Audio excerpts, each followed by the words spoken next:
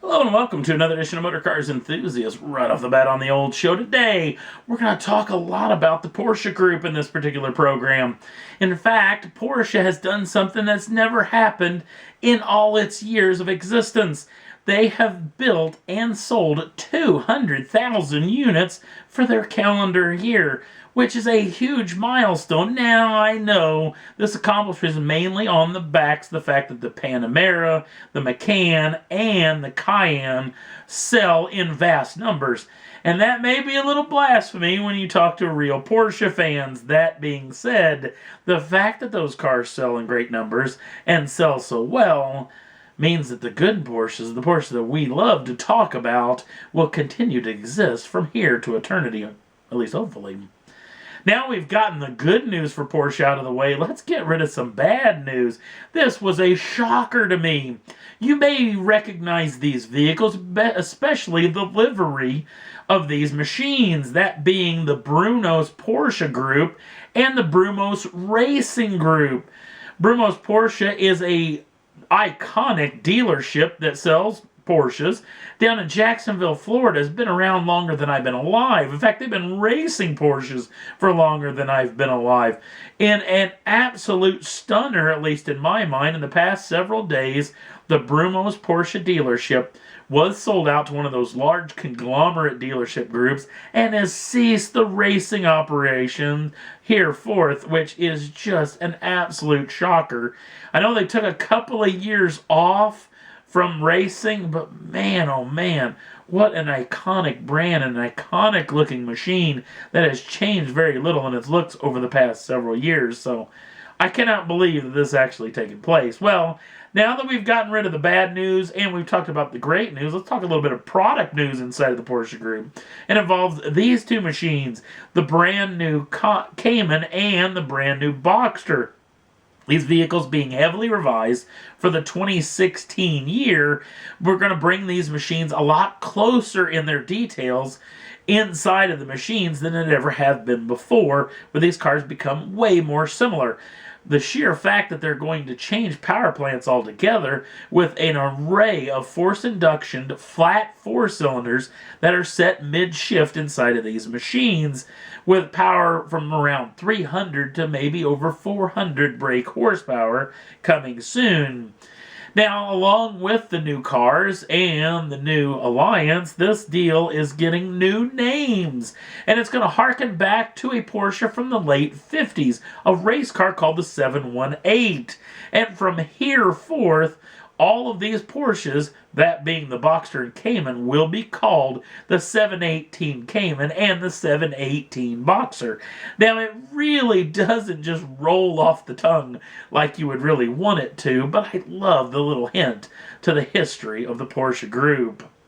Next up on the list, the Z06 is in the news, and for good news when it comes to General Motors, because this caught them completely off guard, the popularity of this supercharged 650 brake horsepower, 650 pounds-feet of torque V8 track day star is apparently selling quicker than they can make them. General Motors is going to invest $44 million in the Bowling Green, Kentucky plant that builds the Corvette Z06 and all other Corvettes for everywhere around the world.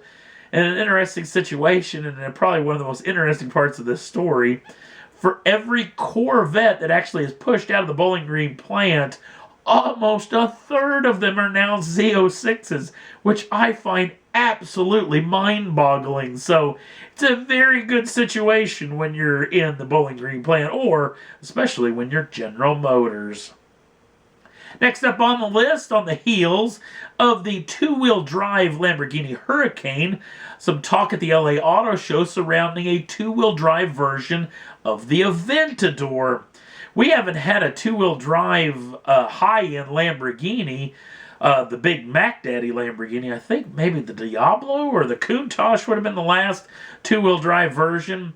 When asked, one of the representatives for Lamborghini said, absolutely not. That V12 has way too much brake horsepower, way too much torque, and is way too ferocious in its setup to ever allow it to shift to do just two of the four wheels.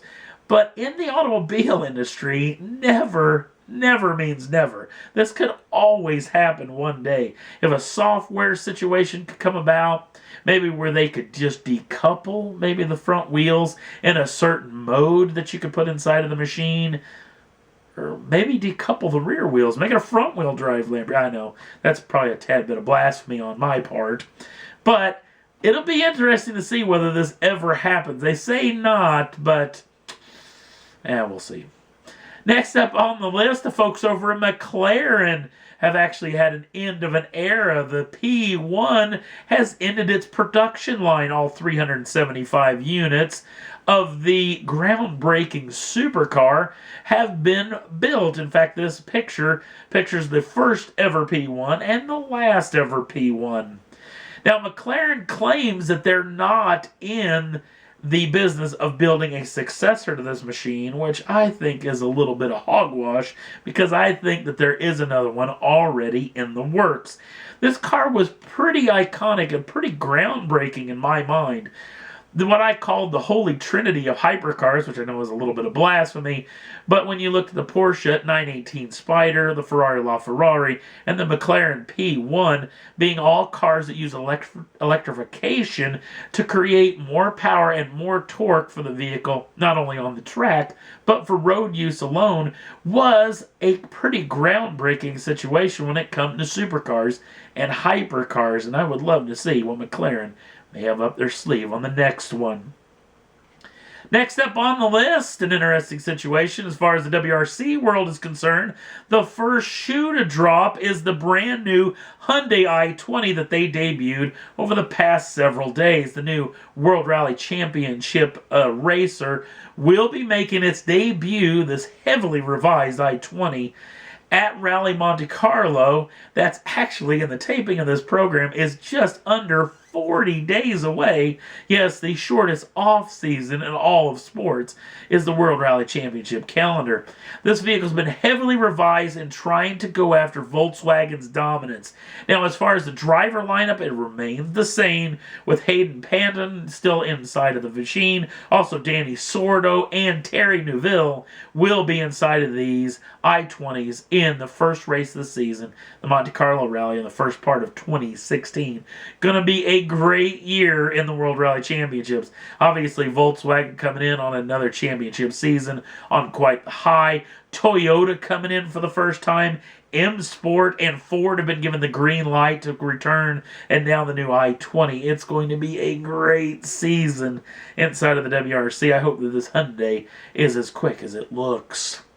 And that's all there was that I thought was worth talking about for this edition of Motor Cars Enthusiasts. If you want to jump on over to the Facebook page, the link's down in the show notes. Also, don't forget to like us over there as well. Also, if you'd like to subscribe to the channel, you can do so at any time and get the first dibs on the brand new shows as soon as they come out. Thanks for watching, and we'll see you again real soon.